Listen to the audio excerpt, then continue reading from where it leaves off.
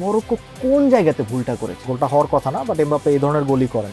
এমবাপ্পের আমরা একটা ডিসকমফোর্ট নিয়ে মাঠ থেকে উঠে যেতে দেখেছি। সবাই বলছেন যে আফ্রিকান দলগুলো খারাপ করেছে, মরক্কো তো ভালো করেছে। ট্রসার্ডের ব্যাপারটা বেলজিয়াম এবং স্পেনকে আসলে কতটা ভোগাবে? প্রথম ম্যাচে আমরা কেপ ভার্দের বিপক্ষে তাদের ড্রটা দেখেছিলাম, তো ওই জায়গাটা থেকে স্পেনের বর্তমান অবস্থায় বিশ্বকাপ দলে আপনি কোন চেঞ্জটা দেখতে পেয়েছেন? যদি স্পেন এই বেলজিয়াম বাধাটা উতরে যেতে পারে, তাদের আসলে সম্ভাবনাটা মানে আপনি কতটুকু দেখছেন? 2026 ফিফা বিশ্বকাপ উপলক্ষে টাইমস অফ বাংলাদেশের বিশেষ আয়োজনে সবাইকে স্বাগত। আমি হাসান ফাহিম রয়েছে আপনাদের সাথে এবং আমার সাথে রয়েছে আমার সহকর্মী রুবায়েদ ইফতেখার। রুবায়েদ, ফ্রান্স ভার্সেস মরক্কো ম্যাচটা নিয়ে প্রচন্ড হাইপ ছিল, কিন্তু ম্যাচটা প্রচন্ড রকমের একপেশে হয়ে গেল। মরক্কো কোন জায়গাতে ভুলটা করেছে? দেখেন, হাইপ ছিল ম্যাচটা, এক পেশেট আমি অ্যাগ্রি করি না। ফার্স্ট হাফটা কিন্তু আমরা দেখেছি ইট ওয়াজ আ ভেরি টাইট ম্যাচ, এবং মরক্কো যেটা রাইটফুলি করেছে সেটা হচ্ছে ওদের ফ্রান্সকে আপনার নিউট্রালাইজ করতে হলে ওদের ফ্রন্ট থ্রিকে নিউট্রালাইজ করে রাখতে হবে, ওদের কোনো সুযোগ দেওয়া যাবে না। মরক্কো সেই কাজটাই করেছে, একেবারে লো ব্লক ডিফেন্স, 2 লাইন করে আটকে দিয়েছিল। প্রথম অর্ধটা পুরোপুরি তারা নিয়ন্ত্রণে রাখতে পেরেছে। মাইকেল ওলিসেকে বলেন, কিলিয়ান এমবাপ্পেকে বলেন, উসমান ডেম্বেলেকে বলেন, স্পেশালি ডেম্বেলে আর ওলিসেকে একেবারে নিষ্ক্রিয় করে রেখেছিল, যে কারণে আসলে খেলাটা দেখে মনে হচ্ছে যে ইটস আ ফ্ল্যাট গেম, কোনো উত্তেজনা নেই। কারণ ফ্রান্সের কাছ থেকে আমরা সবসময় high octane, up down, fast game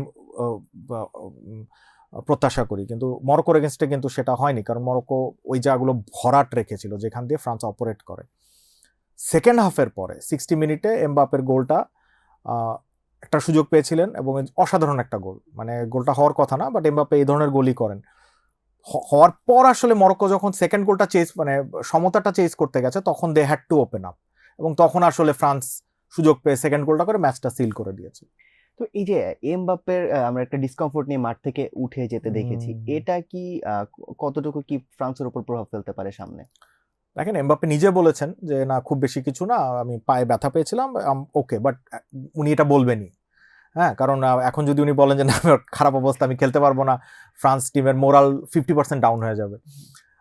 এবং এখন কিন্তু আপনি খেয়াল করবেন যে মেডিকেল টিম থেকেও কোনো স্টেটমেন্ট আসবে না। সো তার পায়ে কিন্তু তিনি যতটা হালকা বলেছেন ততটা হালকা আমার মনে হয়নি, কারণ খেয়াল করেন, অনেকবারই দেখেছে টিভিতে, পায়ে বরফ নিয়ে বেঁধে বসে আছেন, পা অনেকক্ষণই ওইভাবে ছিলেন, মানে অনেকক্ষণ আইস দিতে হয়েছে। সো স্পোর্টস ফিজিশিয়ানরা ভালো বলতে পারবেন যে কতক্ষণ আইস দিতে হয় এরকম সোয়ালোয়েন হলে, এবং সোয়ালোয়েন হয়েছে ফর শিওর। সো কিছুটা ডিসকমফোর্ট তো আছে, এটা ওরা যতটাই হাইড করার চেষ্টা করুক, আমার মনে হয় না সেটা হাইড করতে পারবে। মরক্কো নিয়ে আমার প্রসঙ্গে আবার একটু ফিরে আসি। এই যে আমরা আফ্রিকা নিয়ে এই বিশ্বকাপে অনেক কথা বলেছি, তো সবশেষে দেখা গেল একমাত্র আফ্রিকান দল যে বিশ্বকাপে টিকে ছিল তারাও বাদ হয়ে গেল। এই যে আফ্রিকা অ্যাজ এ মহাদেশ কি ডিসঅ্যাপয়েন্ট করলো কি? দেখেন, Morocco, if you ask me, I say যে না, কেউ তো ওদেরকে চ্যাম্পিয়ন প্রত্যাশা করে নাই। সো কোয়ার্টার ফাইনাল পর্যন্ত এসেছে, দলটা আগে সেমিফাইনাল খেলেছিল। আপনি গত ওয়ার্ল্ড কাপের আগে আপনি বিশ্বের 60% লোক ওদেরকে ফুটবল পাওয়ার মানতো না, এখন আপনার মানতেই হবে যে টপ 10টা দেশের মধ্যে, in fact current ranking A 7 or 6 7th আছে ওরা। সো মরক্কোর মানে ইমপ্রুভমেন্টটা গ্র্যাজুয়াল, এবং আপনি দেখেন মরক্কোতে একমাত্র ইয়াসিন বুনো হচ্ছে 30 বছরের উপরে, সো অলমোস্ট এই পুরো টিমটাই পরের বিশ্বকাপে খেলতে পারবে। ওদের যে ইয়াং ছেলেটা বুয়াদ্দি, 18 বছর বয়স, আই থিঙ্ক টুর্নামেন্টের one of the breakout stars. এরকম আরো 8-10 জন প্লেয়ার রয়েছে তোদের স্কোয়াডে, যাদের বয়স 25-এর আশেপাশে। আশরাফ হাকিমির বয়স 27, ওকে মনে হচ্ছে আমরা 10 বছর ধরে খেলা দেখছি, রাইট? সো রিয়াল মাদ্রিদে ইয়াংস্টার হিসেবে শুরু, তারপরে পিএসজি, তো ওদের এটাই একটা শক্তি। হ্যাঁ, এবং মরক্কোর কিন্তু একটা জিনিস মাথায় রাখতে হবে যে ওদের কোচটা চেঞ্জ হয়েছে ফেব্রুয়ারিতে। ওদের সেই সাকসেসফুল কোচ যিনি ছিলেন, সেমিফাইনাল নিয়ে গেছিলেন, উনি কিন্তু ছিলেন না। So hats off too Morocco, ওদেরকে ক্রেডিট দিতে হবে। আসলে কোয়ার্টার ফাইনালে ওঠা, এটা আপনি, হ্যাঁ, অনেকেই আমরা জানি যে সবাই বলছেন যে আফ্রিকান দলগুলো খারাপ করেছে, মরক্কো তো ভালো করেছে। অন্য দলগুলোকে নিয়ে আমরা কাটাছেড়া করতেই পারি, বাট মরক্কোকে নিয়ে আসলে কাটাছেড়া করার খুব একটা আমি কিছু দেখছি না। ওদেরকে ক্রেডিট দিতে হবে, কারণ খুব কম দেশ রয়েছে যারা একটা বিশ্বকাপে সেমিফাইনাল ওঠার পর পরেরটাতে কোয়ার্টার ফাইনাল পর্যন্ত, অর্থাৎ এই দেশগুলো এরকম কিন্তু খেলা দেখবেন আপনি, England, Spain, France, Argentina, Brazil, যে ধারাবাহিকভাবে হয় লাস্ট 8-এ বা লাস্ট 4-এ যায়। সো মরক্কো ওই কাতারে যাওয়ার একটা ইঙ্গিত দিচ্ছে।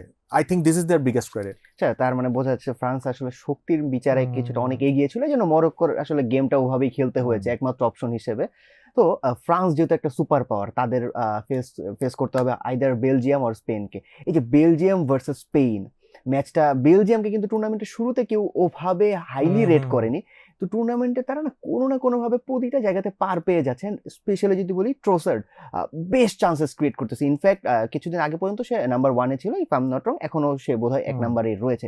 তো ট্রোসার্ডের ব্যাপারটা বেলজিয়াম এবং স্পেনকে আসলে কতটা ভোগাবে? দেখেন, স্পেনকে ভোগানোর সম্ভাবনা কম, কারণ স্পেন তো বল আপনাকে দেবে না। হ্যাঁ, আপনি বল যদি না পান আপনি ভোগাবেন কি দিয়ে?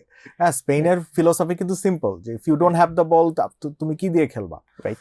স্পেনের এগেনস্টে পর্তুগালের ম্যাচটা আপনি দেখেন, ওরা যে ভুলটা করেছে, without the ball Portugal was very poor. Right. যখনই ওরা বল পেয়েছে দে ওয়ার গুড, বাট স্পেনের এগেনস্টে আপনাকে উইদাউট দ্য বল সবসময় খেলতে হবে।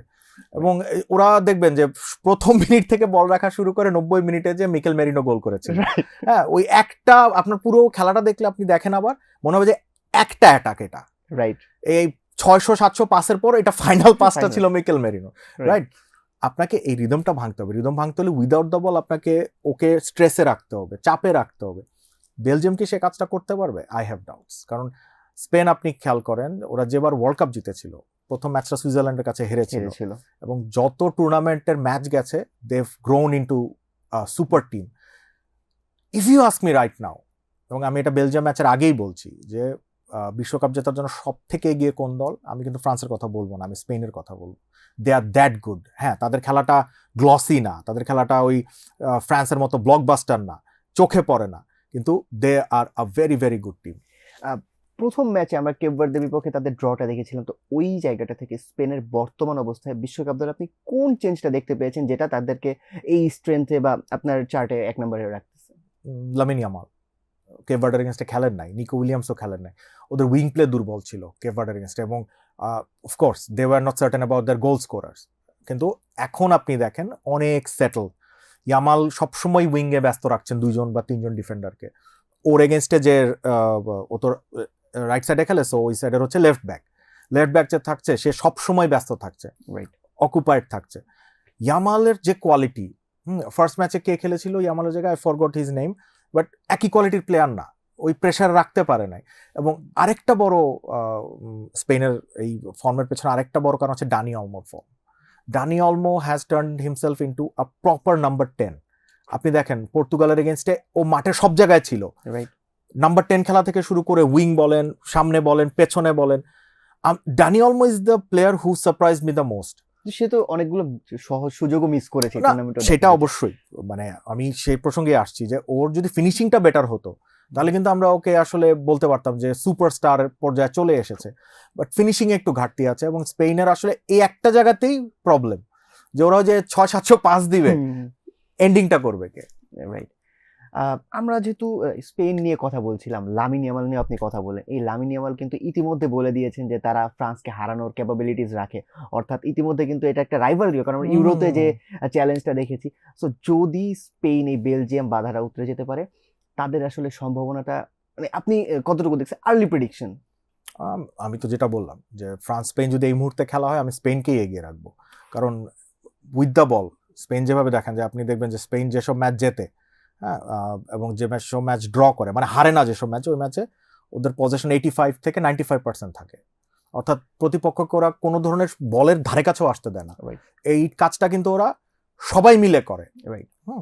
এবং আমি ফ্রান্স ম্যাচেরটা আসলে অত দূর যেতে চাচ্ছি না, কারণ মাঝখানে অনেকগুলো সময় আছে, অনেকগুলো ডিনামিক্স চেঞ্জ হবে। হোপফুলি না, এমনটা হবে না যে কোনো গুরুত্বপূর্ণ খেলা যদি ইনজুর্ড হয়ে যায়, চেঞ্জ হতেই পারে। বেলজিয়াম ম্যাচে আসি, এখন বেলজিয়াম কি সেটা করতে পারবে? বেলজিয়াম কিন্তু গ্রুপ পর্বে একেবারেই ভালো খেলে নাই। হ্যাঁ, ইরান, ইজিপ্ট আর একটা দল ছিল ওদের গ্রুপে, আমি ভুলে গেছি। They were not great. ওরা পুরো টুর্নামেন্টে একটা ম্যাচ ভালো খেলেছে, এটা হলো ইউএস এর এগেনস্টে। ইউএস এর এগেনস্টে ম্যাচটা আপনি এটা হাইন্ডসাইডে বলতে পারেন। সেনেগাল ম্যাচটার কামব্যাকটা আসলে সেনেগালের ভুলে, আমি সেনেগালকে ডিসক্রেডিট করবো এখানে। দেখেন, আপনি যখন 85 মিনিটস পর্যন্ত 200 গোলে এগিয়ে আপনি ম্যাচ ক্লোজ করে দেবেন, সেনেগাল সেটা করে নাই। ওরা ম্যাচটা ওপেন খেলেছে, আরেকটা গোলের কেন আমি জানি না। ইজিপ্টও যেটা আর্জেন্টিনার এগেনস্টে করেছিল, ইজিপ্টের কোচ রেফারিকে দুষছেন, নিজের মাথা থেকে ভুল যে করেছেন সেটা অ্যাভয়েড করার জন্য, সেই দৃষ্টি সরিয়ে দেওয়ার জন্য, কিন্তু তার দল যে ম্যাচটা ক্লোজ করে নাই 2 গোলে জেতার পরও, এবং ওপেন রেখেছিল, যেখান থেকে আর্জেন্টিনা কিন্তু যে ফার্স্ট গোলটা কামব্যাক করলো রোমেরো, ও কিন্তু সোজা ঢুকেছে, উইং দিয়ে ঢুকে নাই। রাইট, সেকেন্ড গোলটা আপনি দেখেন, এনজো ফার্নান্ডেজ সোজা চলে এসেছে, এবং ইজিপ্টের প্লেয়াররা তখন ব্যস্ত কোথায়, অ্যাটাক করতে, অথচ 2 গোলের লিড ওদের আছে। ইভেন এটা কিন্তু হোসে মরিনিও বলেছিল যে 2 গোলের লিডটাকে সে ডিফেন্ড করতে পারেনি, এটা নিয়েই সে হয়তো কোচ হিসেবে বেশি ফোকাস থাকতো। ঠিক, আমরা একদম শেষ পর্যায়ে চলে এসেছি। স্পেন বেলজিয়াম ম্যাচটার মনে হয় প্রেডিকশন কি হতে পারে? এগেন স্পেনের ম্যাচে প্রেডিকশন দেওয়াটা খুবই সহজ, কারণ 1 গোলের বেশি ওরা করবে না, 1-0 গোলে ম্যাচ জিতবে, আমার যেটা মনে হয়। আমার কাছেও মনে হয় স্পেনের জায়গায় জিতবে, এবং আমার কাছে মনে হয় ব্যাপারটা 2-0 হতে পারে, বাট এর বেশি হয়তো হবে না। ধন্যবাদ আপনাকে। Thank you. এই ছিল আজকের পর্বে। বিশ্বকাপের ম্যাচগুলোর রিভিউ অ্যান্ড প্রিভিউ নিয়ে আগামীকাল ঠিক একই সময় চলে আসবে টাইমস অফ বাংলাদেশের ডিজিটাল প্ল্যাটফর্মে। তবে যাবার আগে একটি জিনিস দর্শকদের মনে করিয়ে দিতে চাই, 2026 ফিফা বিশ্বকাপ উপলক্ষে টাইমস অফ বাংলাদেশ আয়োজন করেছে বিশেষ এক কুইজ, যেখানে অংশ নিয়ে আপনিও জিতে নিতে পারেন বিশেষ উপহার। কুইজ সম্পর্কিত তথ্য পেতে টাইমস অফ বাংলাদেশের ওয়েবসাইট এবং ফেসবুক পেজে চোখ রাখুন।